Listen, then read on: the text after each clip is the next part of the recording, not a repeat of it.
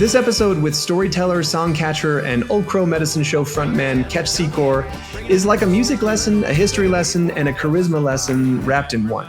Ketch is truly one of a kind. On this episode, he plays and unpacks tracks from his new record, A Story the Crow Told Me. It looks good, man. Ripperama. Which is an autobiographical record that tells the story of his musical life. In it, he talks junk store archaeology, Highland Rim wisdom with a cameo from Marty Stuart, the soul and sprawl of Nashville, starting a school, hosting Tennessee Crossroads. I'm deeply honored to be the new host of Tennessee Crossroads. And a recent railcar tour with a who's who of friends. By the way, my name is Spencer from Sonora Guitar Intensive, and this podcast is made in collaboration with Carter Vintage Guitars here in Nashville, Tennessee. Hit subscribe to stay in the loop with future episodes. And if you want to go deeper with these episodes, we have a free school community where we've posted detailed tabs from this episode and many of our previous episodes. Click the link in the description or scan the QR code on screen to join that group. And with that, let's get into it. All right, Ketch Secor, welcome to the podcast. Thanks, Spencer. Great to be here with you. Thanks for being here. I got a lot of stuff that I want to dig into with you. We got some fun terrain. You just put out a new record, and we're going to be digging through basically the song. The nice part about this record is it kind of traverses your whole life story in a way, and we're going to use that as kind of a framework to walk through this interview. So maybe start me in the beginning. Obviously, we start with Busker Spell, Talkin' Doc Blues. Can you tell us about the stories of those tunes? What do those tunes tell the story Well, about? sure. I'd be glad to tell you about them. This record that I made, which is called Story the Crow Told Me, is a bit of an autobiography of my journey with my band, Old Crow Medicine Show, and it's sort of at the headwaters of this band and this project to go out there and be the best rockin', rollin' string band that we could. And that turned out to be kind of a tall order because being a string band in the late 90s, well, there wasn't a lot of other folks that were doing it, so the template wasn't so much there. But we figured it out, and through the sort of school of hard knocks, found our way across the country. And the first song that's on the record, I'll play a little bit of it for you so you can sort of get the context. That'd be great. It starts out with a railroad spiel, which is fitting because I just got off this epic railroad tour, which I'm hoping you're going to ask me all about, called the Railroad Revival. Mm-hmm. But separate of that, I'm always thinking about railroads, and so I put it into this song. It goes like this. Out of part of track number 7, the westbound Empire Builder making station stops. Glenview, Milwaukee, Columbus, Portage, Wisconsin Dells, Tomah, La Crosse, Winona, Red Wing, St. Paul, St. Cloud, Grand Forks, Devil's Lake, Rugby, Minot, Stanley, Williston, Wolf Point, Glasgow, Malta, Haver, Shelby, Cut Bank, Brown and Glacier, Whitefish, Libby, Sandpoint, Spokane, Wenatchee, Everett, and Seattle King Street Station. A couple of years before Old Crow, I was boarding a train to Chicago, learning the key to the highway. I was learning to sing it out my way. See, I just turned 16, I had me a ticket. Up my sleeve, some 26 brackets, a 5-string strung on up to my ear, and a belly full of song worth more than my years. My case swung open like the doors of hell, trying to catch me a busker spell. Whoa, whoa, whoa, let it rain. Mr. RCMP, won't you cut me some slack? Cause I got a song to catch and make my getaway. Oh, oh, oh, let it rain. That's how the album kicks off, with this sort of story about a dude getting on a train and finding his way back to Upper East Tennessee, where my band happened to chance upon Doc Watson. And that was really the definitive moment of my 21st year on Earth, was meeting Doc and Doc bringing me into the fold. Mm-hmm. What do you remember about that moment? I remember it was the 5th of July because we had made corn whiskey on the 4th, and there was still a little bit left over. Most of it was in our bloodstream, and we were somehow we managed to muster the strength to get out on the curb to a spot that we liked at Boone Drug, which is on King Street. There in Boone, North Carolina. And we were playing for the hat like we did. Yeah. And our favorite buck dancer showed up, Arthur Grimes. Great guy, black buck dancer from the Junaluska community up there in Boone. And we were all hungry, so we quit for a minute. And this lady came by and she said, "Oh, don't stop. My daddy loves this kind of music most of all. Are you going to still be here? Well, I'll go get my daddy and we'll have some lunch and we'll watch Yous pick. And we didn't think much of that lady. We went and got a bologna sandwich. And we started playing again after that. And she came by. And there she come walking across the street with her father, Doc Watson. What are the chances? That's wild. Yeah. That's wild. And what did he say? Well, we started playing. I'll play you the tune that we played for Doc Watson that day so you can hear it. Yeah. Everything was a pawn shop instrument back then. I didn't have anything nice. So it's nice to play this. Yeah, what are you playing here? Well, this one is special because it's Roy Acuff's violin. Wow.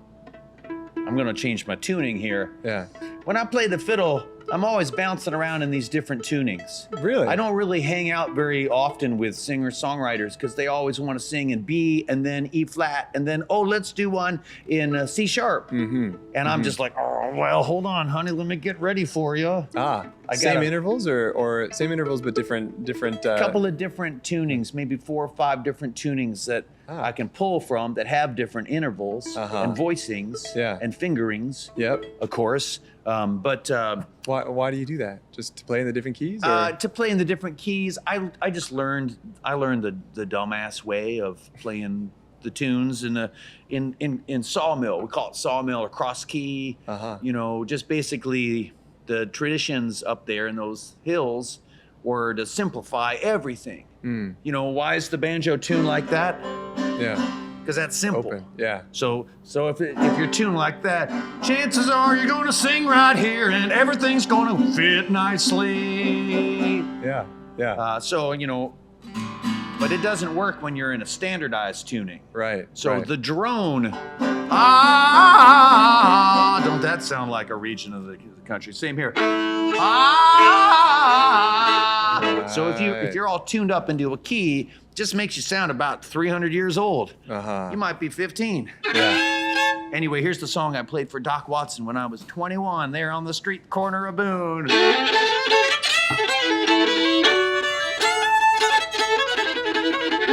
Oh, my little darling, don't you weep and moan. Some sweet day coming, I'm gonna carry my baby home.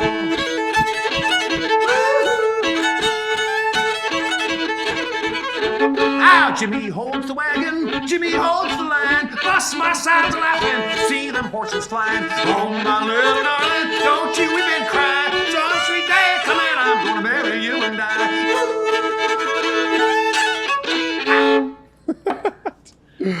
That's awesome. Something like that, right? Well, Doc heard it. Yeah. And seemed to drink it in with these, that guy had the most enormous ears. Yeah. Apparently, if you lose your sight, your ears start naturally growing bigger and bigger. And his were like satellite dishes. He was just drinking in that tune. I'll never forget them ears. God, they were wobbling. And and he liked it. He said that was some of the most authentic old-time music I heard in a long time, boys, is what he said. Wow. I wrote that quote down right away. Yeah. And I had an AOL account at the time. Classic. And I sent it to my mother. She said, "Who's Doc Watson?" You saw the doctor? You got a cold or something? Wow. And then what happened? Did he? How did that? Well, then he gave us a gig on the spot. Yeah. He said after he said this was such a good tune, he said, "And I want to have you up to the Merle Fest. That's the concert I have in honor of my son, Merle Watson. It's up in Wilkesboro. I hope you can make it. And I want you to call Alice Gerard. She ran the Old Time Herald, and she'll work out all the details." And he said all this on the street corner, and then he went in to get a fried bologna sandwich, and I didn't see him again for another 3 or 4 months when he called us up to go cut wood at his house. And he started, using us for labor. Wait, what? Say more about that. Well, I don't know. He knew we were a strapping bunch of 6-piece dudes living nearby. Yeah. So he called us up to work. Did he know you were a huge fan? I don't know. I don't know if he thought about fans that much. I think he had that man was very driven, very singularly focused on music. But the music that he was focused on was so wide and varied. One of the things I love so much about Doc Watson and appreciate so much is how undefinable by any genre he was. You know, I mean, here we are surrounded by all these instruments that could do so many things. Now you might say, well, rock and roll or, you know, country twang. Well, Doc said those things too, but he did them all, you know, fluidly. He could play anything. And, you know, he was always pigeonholed as a traditionalist, but he didn't name his son Merle to sound like some book in the Bible. He named it to sound like a rock and roller named Merle Travis, who had the fanciest, most plugged in electric picking. And I'll tell you one more thing. When Doc Watson busked on the street corner in the same spot that we did, but 35, 40 years before, the reason he did that is because there was an outdoor outlet. Because when Doc went to go play hillbilly music on the street, he needed an amplifier because he wanted to be a rock and roll cat. I was the other way around. You know, I should have been a rock and roll cat, but I wanted to play old time music like Doc Watson. Doc Watson wanted to be a hillbilly greaser hellcat. Yeah. Is that, when you were growing up, were you learning rock and roll music, or did you always start with old? No, I was only playing, you know, until I learned, I mean, I did learn on an acoustic, and I learned folk music kind of at the same time, and I was into folk music a lot. I was really into folk music. I was really into the music of the civil rights movement. Age 12 and 13, I could sing Phil Oakes songs and Tom Paxton. But right around that same time, this amazing record came out called Nevermind by this amazing band called Nirvana. And this record changed my life. I'd never heard anything that made me feel like I understood that other people were like me, that inside they felt this kind of like fire. That album, it was like all the folk music. The fire was in the lyrics. It was in the biting wit of, you know, Medgar Evers' Assassination. Like, you can't mess around with songs like that. Well, here was a bunch of nonsense songs that didn't mean nothing, but the feeling was the same as the crosshairs around, you know, a slain civil rights leader. It just felt urgent and like it was undeniable. That's how Nirvana made me feel. And so then I just stopped messing around with Mom's old folky guitar from the Kingston Trio, and I went to a place a lot cheesier than this and got me a Fender Strat Pack with the crate amp and sick. And about 2 years later, I took a little ball peen hammer and I chiseled out all those frets, and I made me an electric banjo.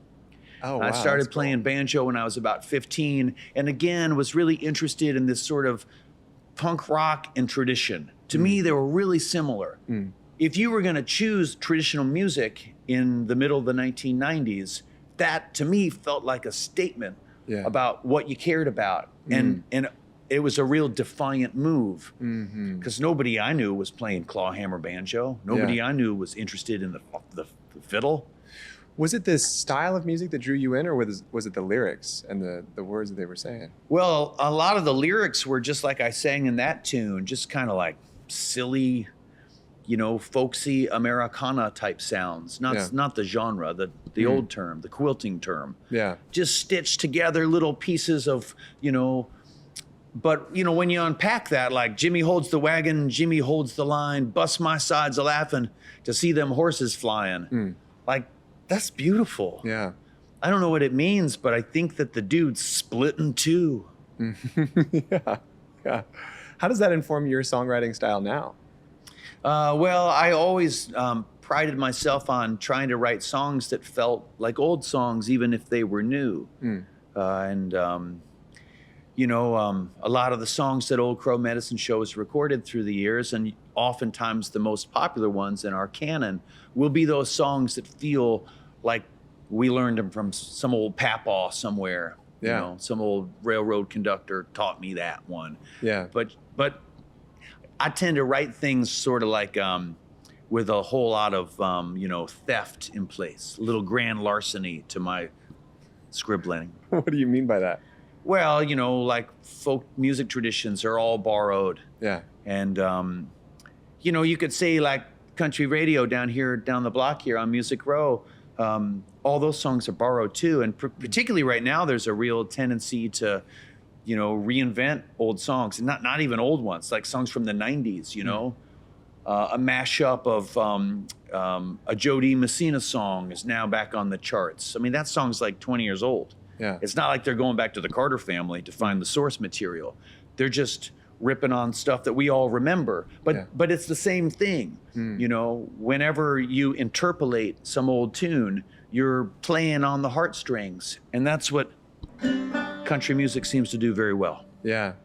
Yeah. And so it's interesting because I've heard some of the story of how you wrote Wagon Wheel, and it sounds like part of that made its way in here. Can you talk about, maybe we're skipping ahead here, but can you talk about how that song came to be and where in your life you were when that song kind of emerged? Yeah, sure. Well, I learned that one on a Bob Dylan bootleg that was the materials of which were culled from the same record that Knockin' on Heaven's Door comes from. It's called Pat Garrett and Billy the Kid soundtrack. It came out, I think, in maybe 74, 73. This was a Hollywood feature film, had Chris Christopherson in the movie. Sam Peckinpah made it. Anyway, I'm convinced that Bob, who made the soundtrack in Durango, Mexico, on location, that he was fooling around with this song, Rock Me Mama, it was called. And then he was like, nah, I can do better than that. And he wrote Knockin' on Heaven's Door. To me, that's the divergence right there. There's a sisterhood between these two songs. That's interesting. But that's just my theory. Yeah. Have you ever talked to him about it? No, I haven't talked to the guy. Oh, wow. But you reached out to him when you were going to publish it, right? Or maybe your team did? Yeah. Yeah, I mean, I went to see Bob all the times. Like my first Bob Dylan concert that I went to, I was 12 years old.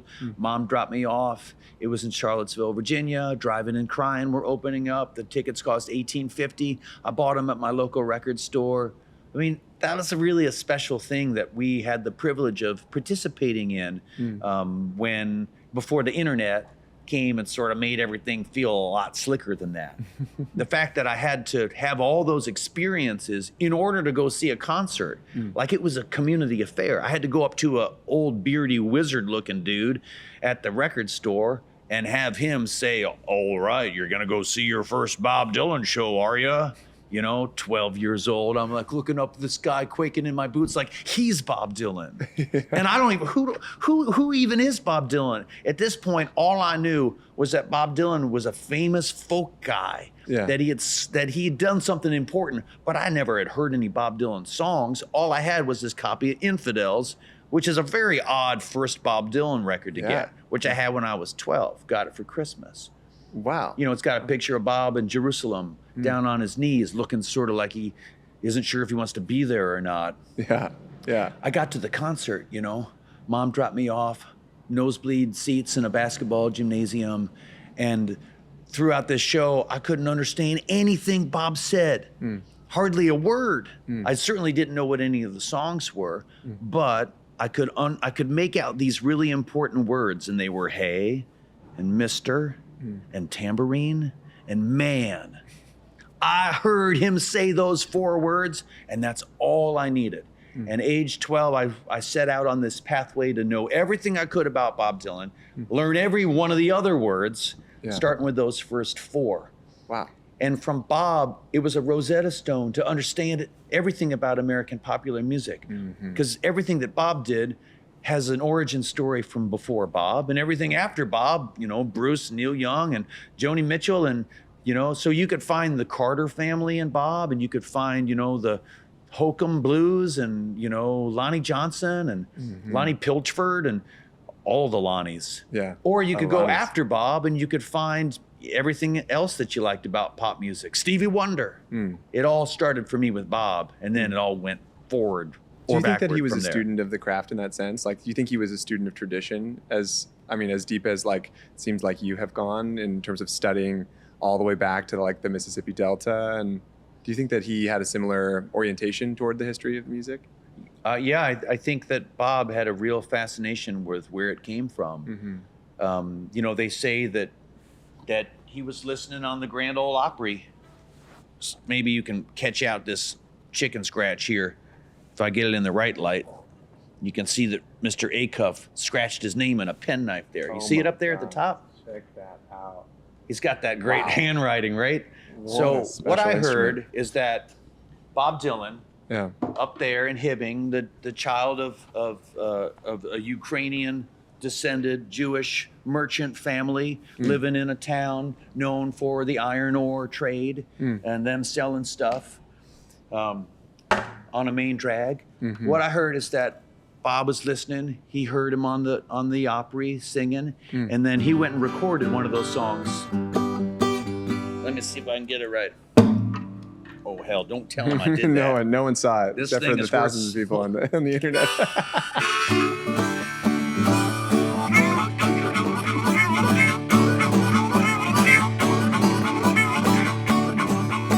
I was born in Dixie in a boomar shack, just a little shit about the railroad tracks. Freight trains was up on my how to cry, waving to the round of the drawn by. I got the freight train blues. You know, Bob recorded that on his first album, but he learned that one from the Lordy, Lord, Lordy, Lordy, Lordy. I got him in the bottom of my rambling shoes. He learned that one from Roy Acuff. Roy Acuff learned it from Red Foley. Wow. You know, they were all listening to a different radio signal back and back and back. You know, David Rawlings and Gillian Welch heard Old Crow Medicine Show on the radio.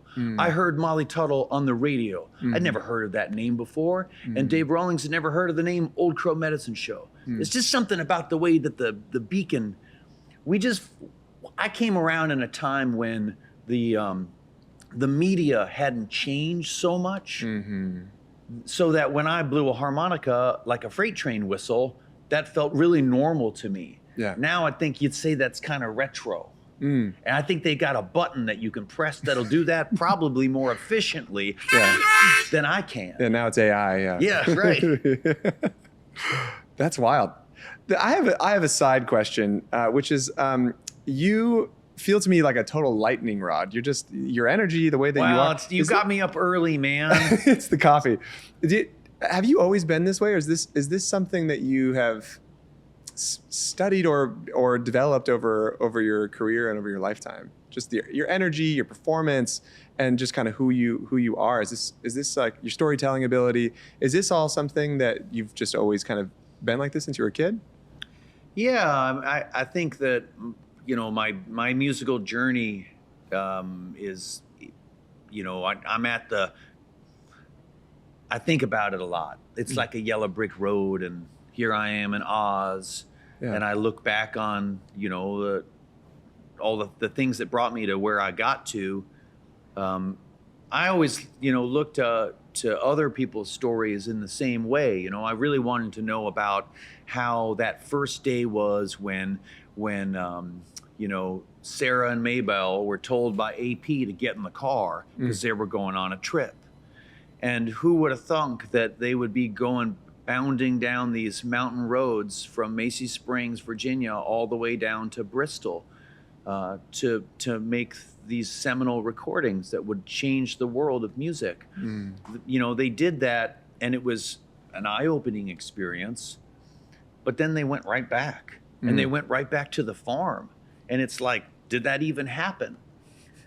So many musicians at that time went in this sort of transportal, this, you know, I think about like Eck Robertson in Texas making the first fiddle recording, Sally Gooden, or Doc Boggs going to Camden, New Jersey on a train when he hadn't even left his county before. Wow. So the moment that was captured by the recording companies in these times really caught people off guard. They hadn't yet made this conversion to this new self, this, you know, I mean, maybe like a post-war American identity, or leaving the agrarian self behind and taking on this new role, you know, where you're studied and kinship isn't the most important thing, and you're not going to marry your cousin, and you're going to get out of the holler. Yeah. You know, you might go be a salesman. You might go to Europe. The sky, you know, the world couldn't be your oyster. But first, there has to be this moment in which it's captured. And like I grew up so long after this, but lately I've been thinking, you know, I was only born 10 years after the assassination of Dr. King. Yeah. You know, like when I was a kid, that was ancient history. Right. It was 10 years. Yeah. I was born in 1978. Yeah. Yeah, that's wild. Yeah, this stuff wasn't that long ago. It really wasn't. You have, I mentioned this before we started recording, but you have this encyclopedic knowledge of all of these histories. Was there a time in your life where you really went down all of these rabbit trails? To know all these names and know where they came from and where they traveled to and what they did. And has this always been a fascination? How did you collect all this knowledge? Well, I just started when I was young because when you like old music like this, yeah. And some people, like they self-identify.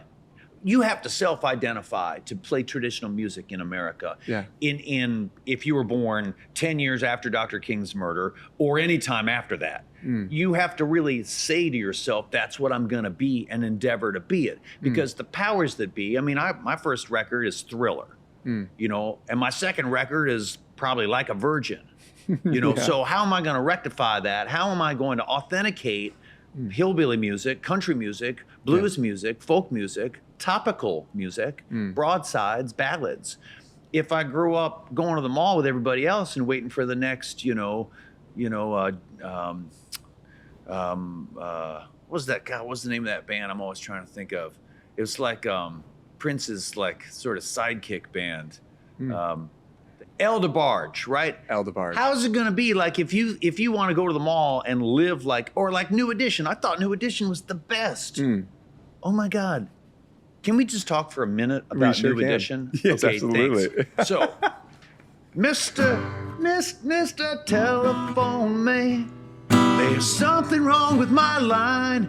When I call my baby's number, I get a click every time. All right, so they come out of the Roxbury Projects, right? This is like late 70s. They're on a talent show in Boston. And the leader of like the Colgate Challenge kind of bullshit talent show is like, I'm gonna sign this kid, Bobby Brown. He seems like he's going places. And also his friend, Michael Bivins. And also this guy, DeVoe, and these other cats. I'm gonna sign them all. Yeah. We'll call them New Edition. We'll make us a boy band. What a novel idea. There hadn't been one before. There was the Osmonds, and of course before that there's doo-wop. But here's a record guy thinking, I'm gonna make me a boy band. So he makes one all around Bobby Brown, calls a New Edition, sends him out. They do really well, but he's a shyster, so they sue him and they win. He shells out whatever he's got to these kids, and then he's like, well, I'm gonna go find me a white version of the New Edition. So he goes to a different part of Boston, and he's like, Donnie, Marky, Jordan, hey, and he starts New Kids on the Block. It's the same model. Same model. That's crazy. I just know that story. Took him a little longer to launch. Yeah. By then, New Edition had already had Cool It Now and other hits. And we're in the Karate Kid movie and other things. And then, of course, Bobby Brown leaves and starts My Prerogative. Anyway, when I was a kid, I didn't think there was nothing bigger than My Prerogative. So back to my original query here.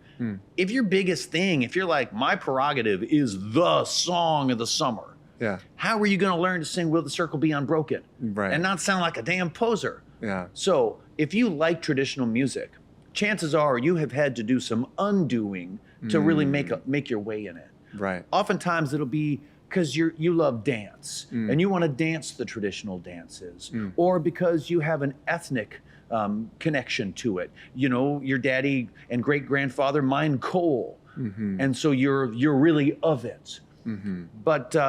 But the majority of us here in the country music space are no longer of it. Yeah, yeah. But you're lovers of the craft. So it seems like what you're saying is like the doorway into authenticity there is to be a student of it and to really understand all. I've heard you sing. You told this story, maybe it was in your TED Talk, where this country western thing was happening. I can't remember his name. You would definitely remember his name. An African American came, learned the music of like country music, and then brought it back to West Africa, and you sang songs from him. Do you remember this story? Yeah. Who am I talking about? I think you're talking about you're talking about the cowboy movies and the way that the cowboy movies went back to Equatorial Africa. Yeah. And the folks there heard from Gene Autry something that felt familiar. Yeah. And it's because when the banjo left those places and went Right. to the what would be the United States. Something was born there called American popular music, and there's a parentage here. So it was like having your kid come back, or maybe more like your great-grandchild come back to you and say, Dad, Mom, I'm here. I'm white.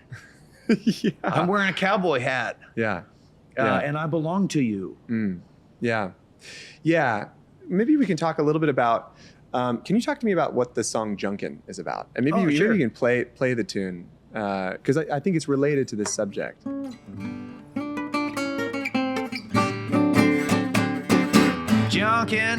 Junkin, bringing in quite a haul. Down to Ramsrack, hit the White Cat and the Antique Mall. Looking for nothing, but lucking into something. $1 aside, I'll be a junker until I die. It's a song about going out there and hunting up 78s, which is how I figured out how to get me a can and a song. Because if you were to find music on the internet, well, you wouldn't have no good story. Be like if you bought your tickets to your first Bob Dylan show at Ticketmaster instead of from a big wizard of a dude at your local record shop. And he gave you like an anointing. He was like, you're deserving of this ticket. Here it is. You paid cash from a paper route. Do things like that, and you'll find that the divinity of all this space it's mesmerizing. I find that when I participate in the pageantry of acquiring a record, then, well, it's like when I went to, Music Land, I could buy me that My Prerogative single, and it just felt magic, going home on the bus. I got this, it's secret to me. I'm gonna covet it. I'm not gonna show nobody except maybe my best friends. And don't hold it too long, give me that back. That's my tape, man. I'm going to get Nana Cherry Buffalo stance, and it's going to be the same way. I don't want anybody to know what I love. It's going to be sacred to me. Anyway, when you go out to try and learn traditional music, you got a couple ways to go. You can go to, Doc Watson's house and ask him. Well, I did that. I also went to a whole lot of other peoples who aren't famous and asked them, people that were born the same year as Doc Watson or within the same, generation. I went to their homes, I sat with them, and they knew that I was the guy that wanted to ask them about the old times.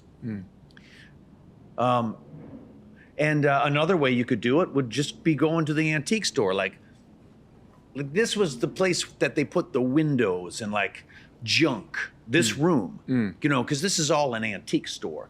Those of us who see Nashville through the lens of having lived here for a quarter century, like I do, have a hard time making the switch to, okay, it's a guitar store. It's got a parking deck next to it. Nah. Like this is the antique store, and probably before it, some sort of grain, some sort of warehouse for a product that would go on the railroad tracks, which are right next to this building. This feels like a warehouse, right? But when I was a kid, this was all an antique store. And this particular room was the junk room. Like you wouldn't find like a 8x10 of Donny Osmond in this room. You would find an old crappy window, an old metal frame, just junk. A balustrade from a colonnade from some old house. That's what they kept in this room. This was all junk in here. I didn't know that. But in that room, they put the 78s. And I could go through all those records because nobody else cared about them. Because the beardy weirdies that were all collecting the shit, they had already gotten all of the Eck Robertson out. They got all the Blind Lemon Jefferson. They did that in the 70s. So what was left for me? Vernon Dalhart, Stan Kenton, a whole bunch of, jazz bows from the 40s, a lot of Andrews Sisters. But every once in a while, you'd flip and you'd pull out, Blind Willie Somebody. And in the feeling of just elation to have found, I read an article in the Times yesterday about a woman finding her own diamond in the natural state, the gem state of Arkansas. You pay $15 and they'll let you go pan. Well, she went down there to find a diamond for a wedding ring because she didn't want to participate in the slave trade of diamond hunting. So she went and found her own. but the chances are so against anybody finding a 2, 3, 4, 5 carat diamond in Arkansas, but she did it. That's awesome. That's what it felt like pulling these records in when we go junkin'. Yeah, I love that. And what do you do? Do you get that record and you learn the songs on it? Do you just appreciate it? How many of those songs do you think you learned when you were growing up and learning this tradition? Oh, 30 or 40. Yeah. You know, it was just a way to engage. Yeah. Because you had to go take it up to the rack, and then you had to say, you know, $1 a side. And they, you know, and you met people, and you'd be in a funny place where somebody was just selling the contents of somebody's house. You'd hear the language that would make it into songs. The whole thing about buying a record that way, you know, it was like buying an old piece of furniture, you know, it's just buying junk. Yeah. The way that you could get the music would expose you to all these things, you know, some town you'd never been in. I went to the world's longest flea market one time. It's on Highway 31 coming out of Murray County, Tennessee. You know, it goes for about 60 miles. It was just like a box of Barbies for, you know, 4 counties. Just junk, crap, stuff of little consequence. But then, you know, you find the trove and you're like, here's the diamond. Yeah. Speaking of getting pieces of history, how'd you get this fiddle?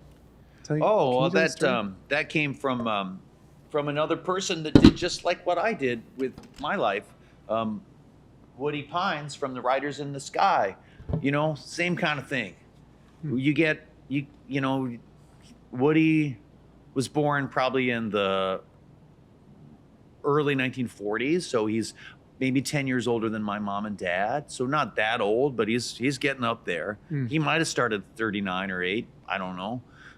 But his band is like our band, you know, they've been together for 50 years, and they're on the Grand Ole Opry just like we are, and we're members. But he would sit at Roy Acuff's feet. Roy Acuff had been dead and buried for almost 10 years before I got to Nashville. Wow. John Hartford died the year I came here. Johnny Cash a couple years before. George Jones 10 years after. When I helped Mr. Burns make the PBS 16-hour film called Country Music, and to say I helped him, I was an advisor to the film, and I got a chance to see it in its incredible, unedited forms, and it was about 32 hours then. Holy smokes! And participate in the making of the movie. He realized that as he was making the movie, that 100 of the people that he had interviewed for the film were dead before the movie came out. Wow. So just the thought that he was there to Ken Burns this deal, you know, that's been sort of my bag too, you know, trying to be just rubbing shoulders. Like I got to play with Merle Haggard, and, you know, my kid and children are being raised in a world where there never was a Merle Haggard in their world. Not at any point was Merle around. Yeah. But there was for me. And so just getting that little moment, that little rub, it just feels real holy to me. And I've enjoyed being able to be a guy who can go meet other people as somebody who met Merle Haggard. Yeah. Because someday I think it's really gonna matter when they're all gone and all that's left to tell the story of America's country music form are people like me and the guys that are on the top 10 positions in country radio. Like when it's just me and the Lukes and there's no Merles left, and then there's a fading memory of the Merles. Yeah. Merle Travis, Merle Watson, Merle Haggard, Merle Saunders, all those great Merles. When they're all gone, their memories are all gone. I mean, I just feel like it's going to be a dire time for country music. We're going to have to do the shape shifting as a new generation. We're going to have to start naming kids Merle again. We sure are. And going junkin'. Yeah, that's right. That's wild. I want to, shifting gears here, I want to hear about your relationship to education, because I know you were raised by educators, and you've also made a school. Can you tell us about that? Sure. And I'm impressed with your relationship to education too, because I know you're a teacher and running a school for music. Yeah. My mom and dad were in the school business, and Dad was always the principal or headmaster of the school, and sometimes he would start the school, or they'd hire him to save the school. And we lived in 5 states by the 5th grade, all around Mom and Dad's work in the school trade. And then about 15, 16 years ago, I started thinking about a big project. And I'd been doing a lot of different volunteer work around youth and bringing I'll tell you a sidebar here. When I was a kid, this man came to my 1st grade classroom, and he wore a big bowler hat, and he had an instrument like this. He had a big old banjo with him. He comes walking in to my 1st grade classroom carrying one of these and a big funny hat on.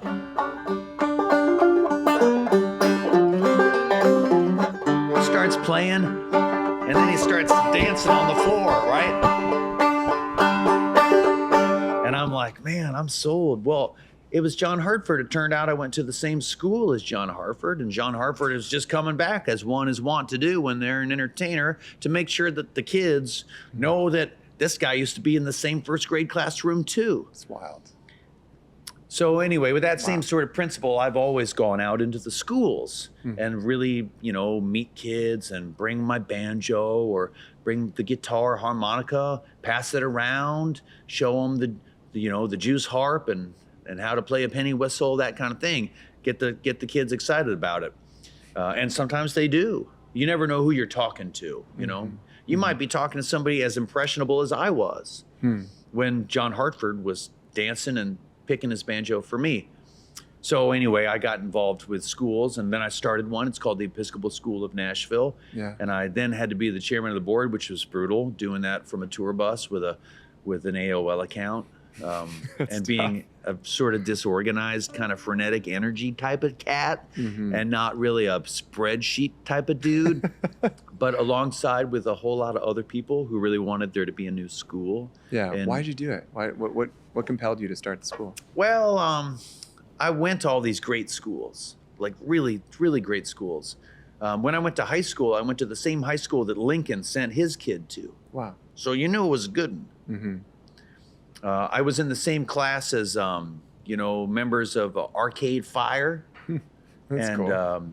Also my good friend Benmont Tench went to Exeter like I did. Benmont spent 50 years backing up Tom Petty, his high school buddy. Wow. Because he grew up in Gainesville just like all the other Heartbreakers did. So that was a really cool school.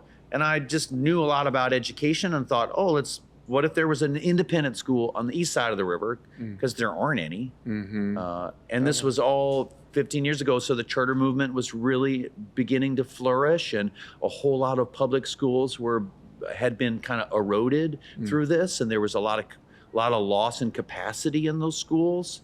And it was a wing and a prayer. It's sort of like starting Old Crow. Honestly, if I hadn't had success with Old Crow, that made me feel like I could do hard things. Taking an act from the curb, we played down on Lower Broad here, in 1999 and 2000, and we'd make, $500 a day doing it.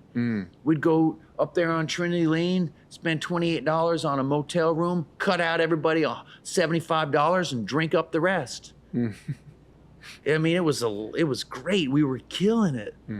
And then to the Station Inn, then we were paying our rent. We're living in town then on to, Bluegrass nights at the Ryman.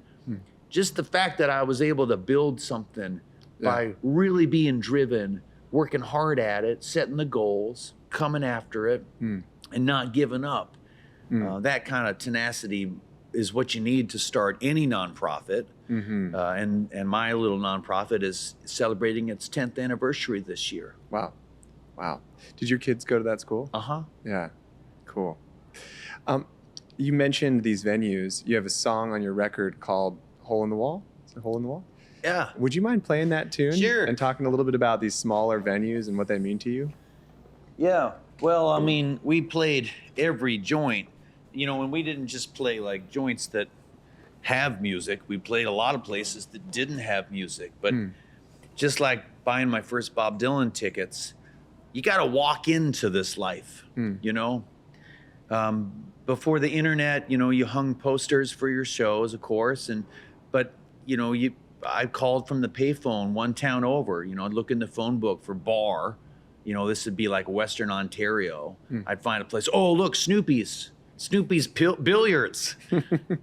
Drop a couple of quarters in. Hello. Hey, I got the string band from Virginia. We're incredible. We do all the country favorites. Hank Jr., Hank Sr., all the Hanks. Does your clientele like dancing? Oh, really? You do a dance night? Well, we're the act for you. Yeah, we can be there in about 3 hours. Get out the road map.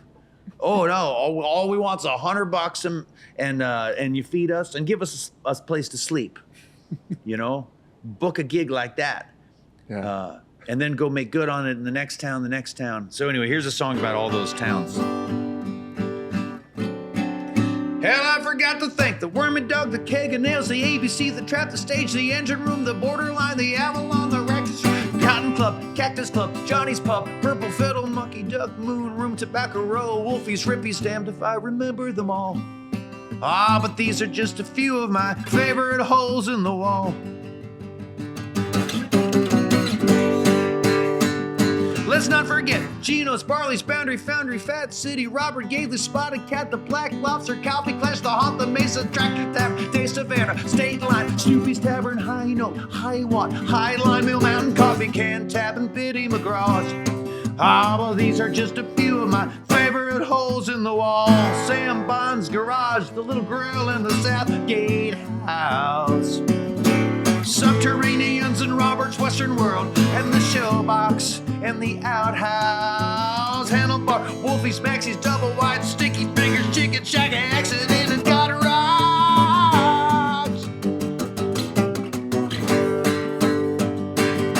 Oh yeah, the Zephyr Club, Jimmy D's, Lamasco Bar, the JFG, the Glue Pot, Inferno Coaster, Marigal Valley Diner, Sluggers, Legends, Juanita's, Continental, Oxford, Capri, all the hazy memories of saying tip your waitress, please, and damned if I remember them all. But these are just a few of my favorite holes in the wall. So thanks. Oh, I love it. One of the things that I noticed in this record is it tells the story of your career. It's so nostalgic and it's so grateful. There's a lot of gratitude in it. One of the songs that stood out to me was What Nashville Was. I think it's the last tune on the record. What was Nashville? Well, just that. You can catch your breath. Thanks. That's a song that, all the cool kids on the radio are interpolating old songs, Right now there's one called by Dobie Gray that has Drift Away interspersed with, a pretty lame song about going to Pensacola with your babe. I mean, it's just not like, if you're going to try and add something, like Pete Seeger calls this the link in a chain effect. Pete says that whenever the next generation creates American music, they forge a new link in a chain that goes way on back. And I don't mean just back to like Blind Lemon Jefferson or Leadbelly, like back to the cave where they found the first bone flute. And that's 40,000 years ago that we've been making songs as a species. Wow. So imagine how many links and chain, how many generations that's been, and who you're connected to when you make music. Yeah. So anyway, I've always thought that if you're gonna steal a song, and you better make it yours, better make it good enough.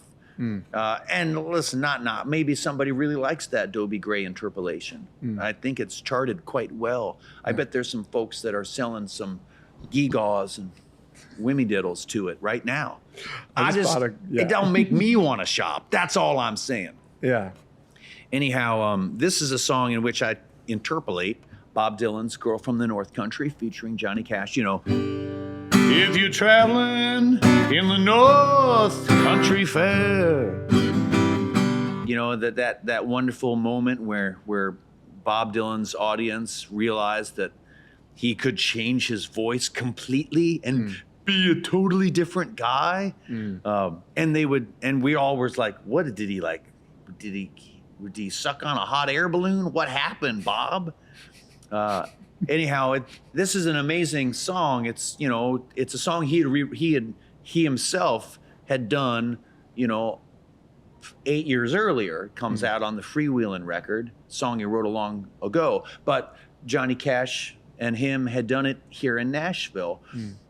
The fact that Bob had even come to Nashville to make records was a real wrecking ball to the commonly held evaluation of what popular American music, especially rock and roll, would be doing in the late 1960s. 1966 is when Bob first comes here to make Blonde on Blonde. Then he stays for John Wesley Harding and for later Self-Portrait and of course this amazing record, Nashville Skyline. On the back of the record, you see the skyline, and it's so unimpressive. I mean, it is just like a Samick compared to all this. You know, it is just like, man, is there anything good about what's going to come out of that town? It looks like, you know, Peoria. I mean, it don't even look like my song, I compare it to Little Rock, but it doesn't even, I mean, Peoria looks booming by comparison. It just, no offense to Peoria. Yeah, sorry. You're from Colorado, right? Yeah, I grew up in Colorado. Little mountain town, Woodland Park, tiny place. Well, I mean, if I was to put it in Colorado terms, Pueblo all the way. Yeah, I've been to Pueblo. That's like funny. You're looking at this town called Nashville with this famous skyline, so famous that Bob Dylan's going to call his album that. Yeah. And it looks like Pueblo. Yeah. It's just like kind of dusty and not very nice. Yeah. It's doesn't look like nothing come out of that town. No Batman buildings. Yeah, pre-AT&T. no Batman, nothing. Yeah. It's got the LC Tower and that's it. Yeah. So this is a song that, you know, seeks to propose that Bob Dylan he knew exactly what was going to come by looking at that back of that album, and Johnny Cash writing this preamble to it.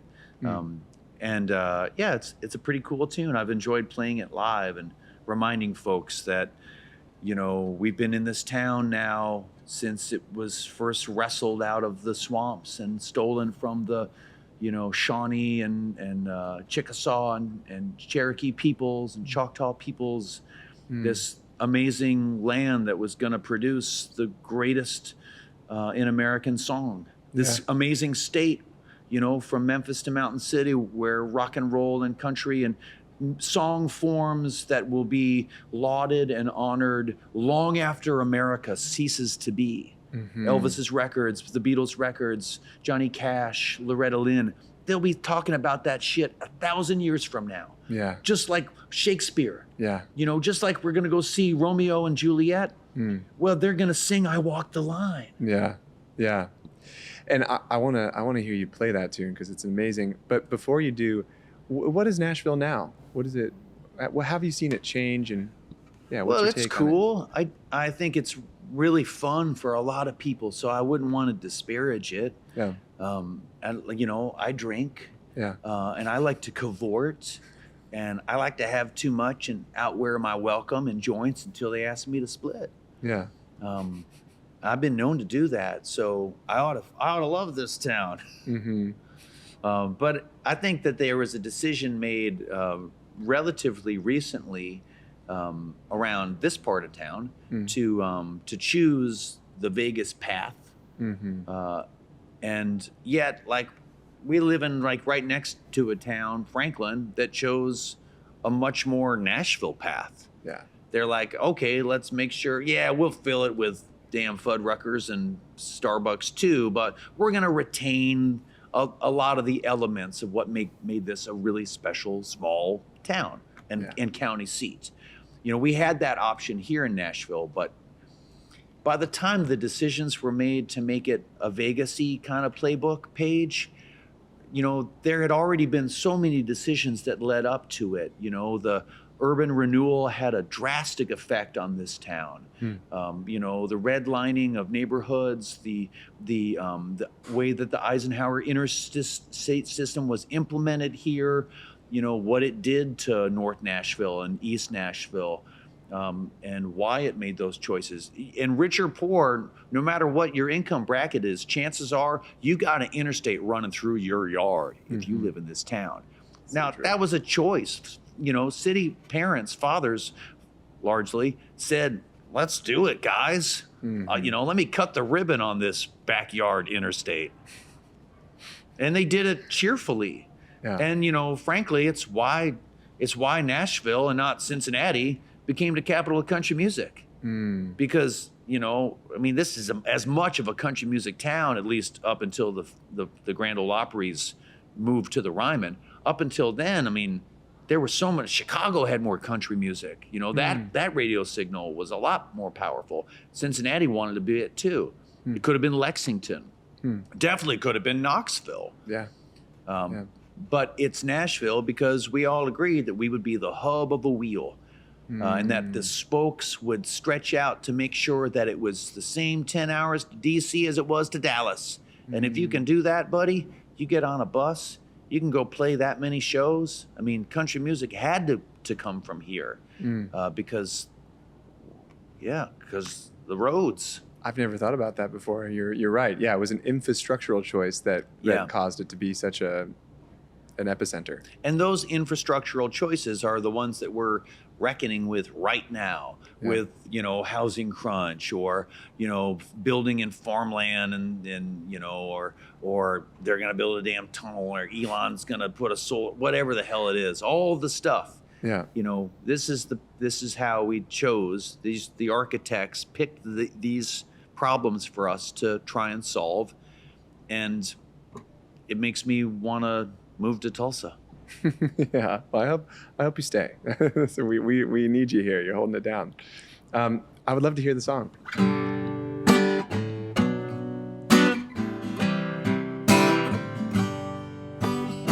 The other day I was looking at the Dylan album and I was like, damn, what happened? Because the skyline on the back of that record looks like Little Rock, not much better. Oh well, things change, people change, styles range, turn eclectic. This hectic town I live in ain't like its humble beginnings, chest pie. That's what I think of my Nashville in the 90s. Half-baked, half raw, give it your all, no looky, no findy. Make a hustler out of a straight lace, take an innocent face, run a razor across it. Where's the true grit? You say they tossed it, glossed over and lost it, man. Shouldn't be reminiscing this way, shedding tears for a town that can't find its way. Sold its soul for airplay, sorry to say it's gone away. Okay, that's fine, don't mind. Everything that booms must bust, but I got these memories I love of what Nashville was. Do you know the words at all to the Wabash Cannonball? Do you believe the circle's still unbroken? They can build that skyline up, but they can't take what we love. That's what Nashville was, a true love of mine.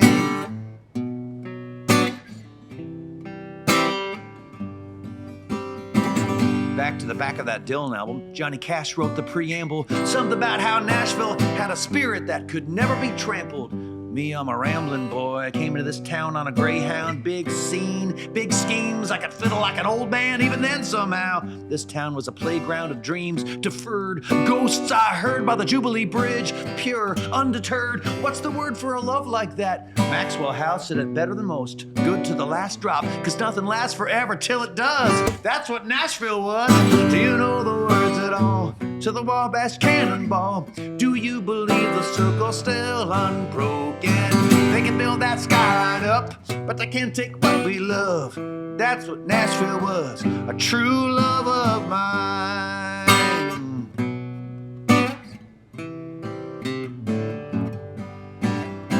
She was a true love of mine, rocked in her skyline cradle. She knew 3 chords and the truth behind every fable. I'm baptized in her waters. I gotta chase it down with whiskey when I see that picture on the back of that record from the 1960s. So let's keep rolling, Bob. Johnny, we will remember. How about another round of applause for what Nashville was? We know the words by heart to the Wabash Cannonball, and we believe the circle's still unbroken. They can build that skyline up, but they can't take what we love. That's what Nashville was, a true love of mine. She once was, that's what Bob says, a true love of, says Johnny, mine, a true love of mine, true love of mine, true love of mine, true love of mine. She once was a true love of mine. Beautiful. Talking about Highland Rim. What's this song about? Okay, sure, man. I'll tell you about it. It's a duet type of song. Goes like this. I just got to sing it with Marty Stuart. Yeah, it's incredible. Hello, Highland Rim, coursing round my city, standing for a long old time, full of mystery.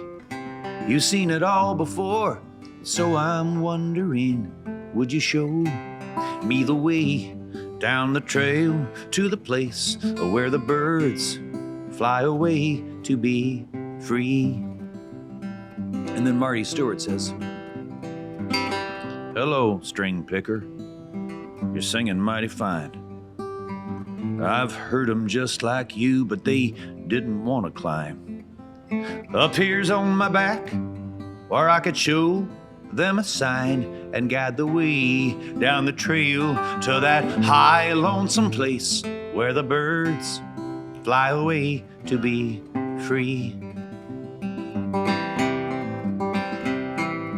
Hello, Highland Rim, you're looking mighty fine, shaking off the winter months, ringing in springtime. I'd like to ask you something, if you don't mind. You see, I get full of dread. All these worries in my head makes these wings feel heavy as lead.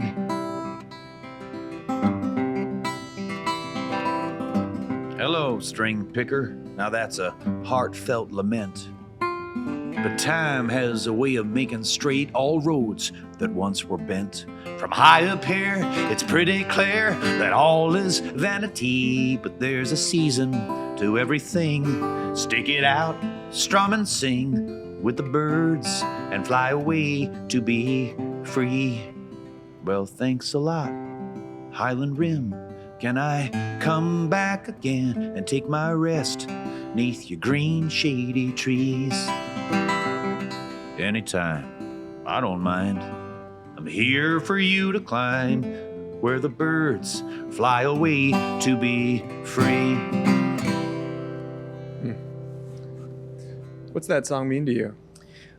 Oh, well, it was really lonesome trying to do what I tried to do with who I tried to do it with. It was just lonesome living on Dickerson Road, and it was so scary trying to do all the things that you had to do, the people you had to meet, the hurdles you had to jump through, that it felt very, very lonely, you know, especially the year 2000. So it was really good here 25 years later to write about it and realize that when I took those walks in the hills where they subsequently blew them up and built a Walmart while I was living, 6 blocks away, that getting a kind of last hurrah in those hills was something divine, and was really a call to a greater power saying, oh, Lord, what do I do?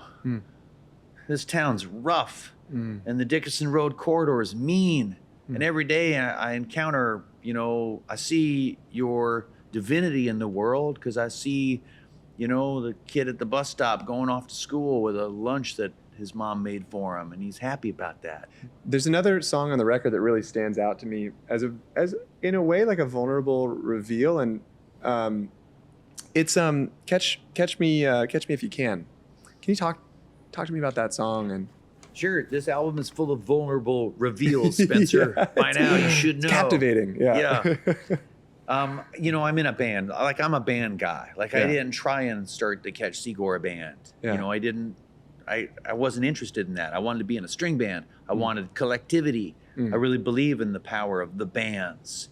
And I think that one of the architectural moves that Nashville made, and may have been, who's to say, like, is it a misstep to turn a hill into a Walmart? Who's to say? What do I know? People at that Walmart every damn day getting the things that they need, and no one was in those hills. No one at all. I was there talking to myself, walking in circles, and some other kids like me, and some homeless folks might have put a tent up there or two, but who's to say whether the Walmart where the hills used to be or what the hills used to be is right or wrong? I don't know. But I'll tell you, another architectural design in this tapestry here that we're looking at, Nashville, Tennessee, is when they stitched in the star system. You know, this happened when Roy Acuff decided that he wasn't a member of the Crazy Tennesseans. He was just Roy Acuff. And the music business loved that because they didn't want to deal with the Crazy Tennesseans. They didn't want to deal with the string bands, the gully jumpers and the fruit jar drinkers. They wanted a star. Well, it was only one guy you had to pay for. You know, you were able to cut your losses by a fifth or by 4/5. I mean, when you cut out the mandolin player and the dobro player and the harmonica player and the jug, you know, just pay the lead singer. It was the basic premise here. Yeah. So I guess I felt like being a band guy was a little bit of the punk rock, you know, well, I'm not going to do that. I won't be a sole proprietor. You know, I might feel like one because I always did. And so that was a bit of the rub for me, was like I had having such frontman energy, but choosing collectivism. You know, I feel like old Lennon and Marx probably wrestled with the same issues. Yeah. Can you, would you mind playing the song? Yeah.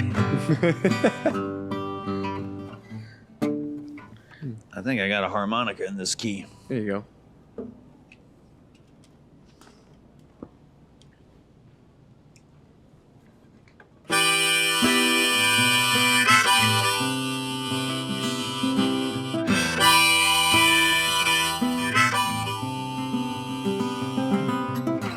Getting up is easy, trouble's coming down.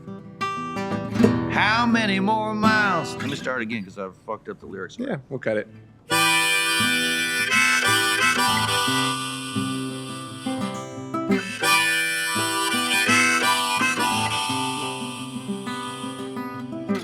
Getting up is easy, trouble's coming down. When will I see your face again? Out on the turnpike, the engine's gunning loud. Come on, catch me if you can. Catch me if you can. I'm a long distance runner, chasing down the wind. Then I'm gone, coming round the bend, up from the holler. I'm gonna catch a silver dollar with a song. Then I'll be moving on.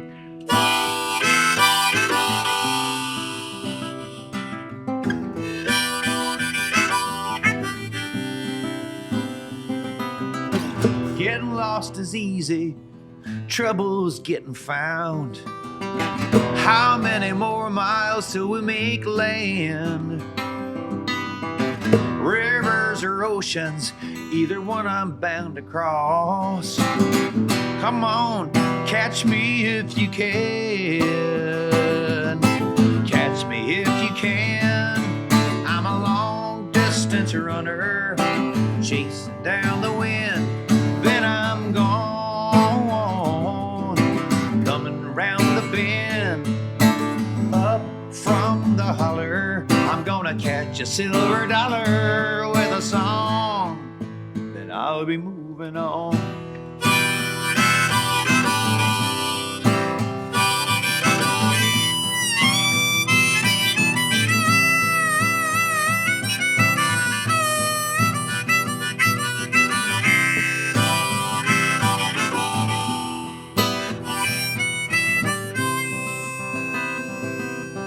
Living on the road gets old, and it takes a heavy toll.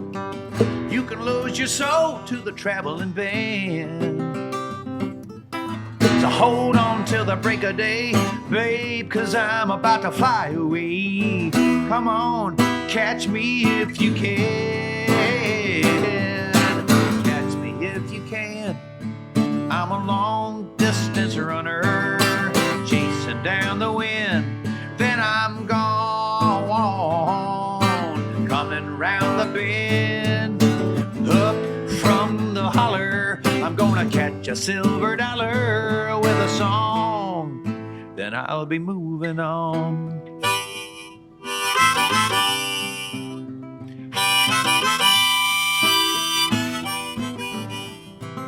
Then I'll be moving on.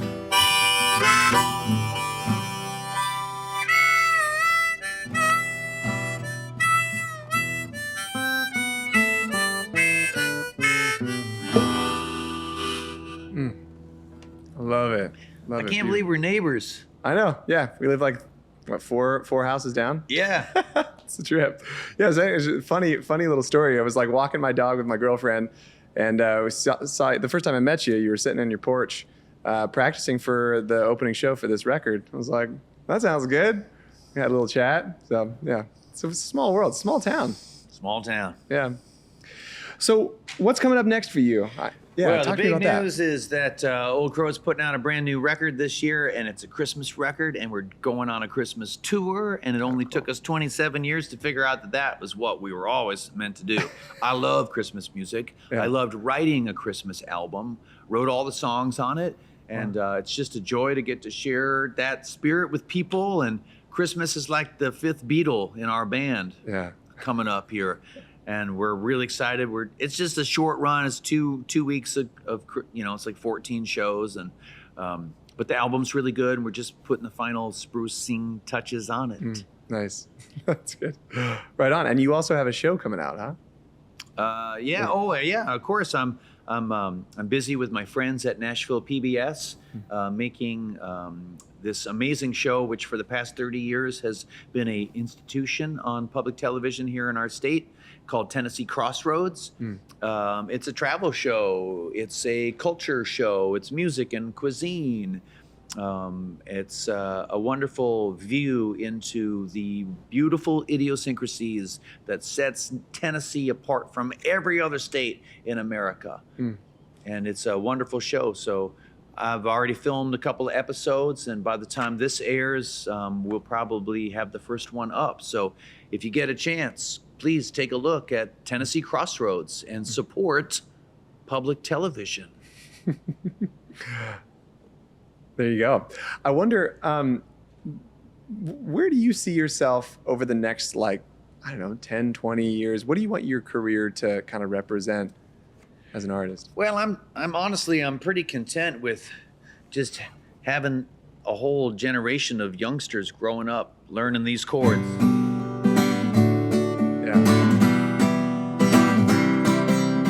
If that's all I got, that'd be great. Yeah, that'd be great.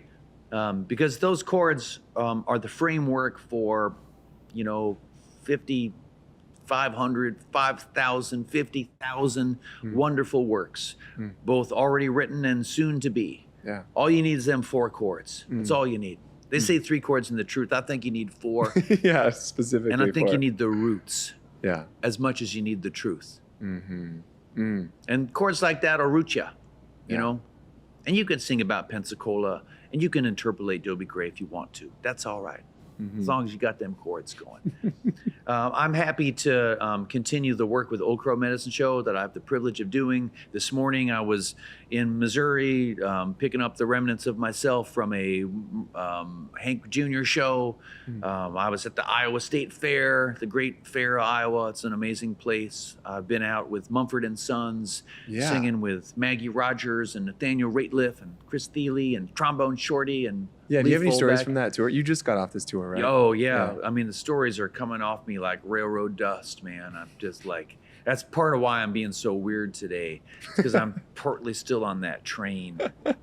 Seems like an incredible tour. It was a hell of a ride. Yeah. We made a movie, so that'll come out soon, and next great. year maybe, or the year after, and people that didn't get a chance to see the show will get to see this film. Yeah. The film, it'll show you. It's a very visual experience. Your 16 coach long vintage rail cars, the shake, the rattle, the throb, the hum, all the joys of this amazing technology that, really inspires so much of music and runs a kind of parallel track to American popular music. Yeah. You know, will they talk about the railroads in 1,000 years? Probably not as much. They'll talk about American songs singing about the railroads. Mm-hmm. Yeah, that's a good point. Ketch, is there anything else that you would want to share with our audience here? I just appreciate the opportunity to meet you, Spencer, to get on your show and to share the company of all the great guests that you've had. So thanks for having me. Thanks to Carter Vintage for providing these amazing instruments.